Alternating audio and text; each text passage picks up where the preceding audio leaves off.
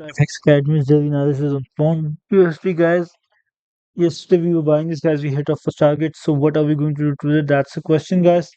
The price came exactly back, so we have been inside the range. So price has been ranging, and we are at the bottom of the range now. The question is, guys, will we break the bottom of the range or not? So, guys, the price action is getting a bit bearish here.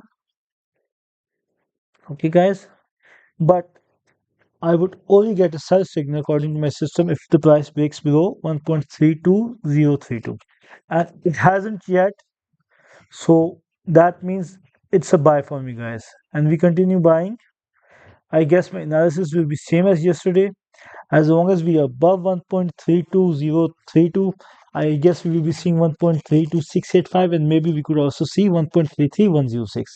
And guys, if you break below this, we will be seeing 1.31518. So wishing you guys the best of luck. Hope you guys make money trading this pair, and see you guys tomorrow.